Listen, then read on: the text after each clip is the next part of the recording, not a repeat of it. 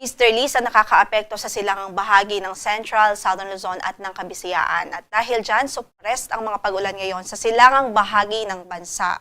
Pero sa natitirang bahagi ng ating kapuluan, including Metro Manila, ay may mga isolated at mga pulo-pulong pagbuhos pa rin ng ulan dahil sa mga localized thunderstorms.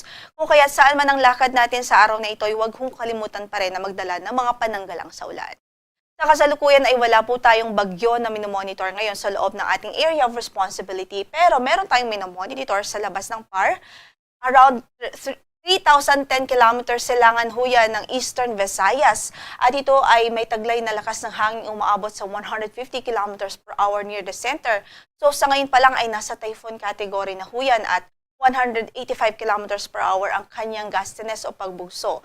So inaasahan din natin na ito po ay patuloy lang lalakas over the next few days dahil very favorable po yung kanyang environment.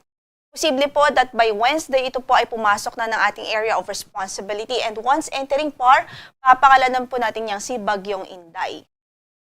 Base sa ating latest na tropical cyclone threat potential, malaki po ang tsansa na ito ay lumapit sa Northern Luzon. And dahil dyan, likely ho magtaas tayo ng tropical cyclone wind signal sa malaking bahagi ng Northern Luzon at posible rin sa ilang bahagi ng Central Luzon.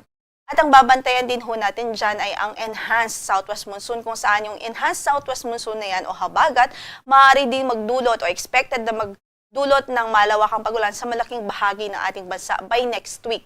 So tayo po ay maghanda at stay tuned po sa mga updates na ipapalabas ng Pag-asa dahil since malayo pa po itong bagyo, mataas pa po yung tsansa ng mga significant changes at meron pa po tayong mga kinoconsider na uncertainty.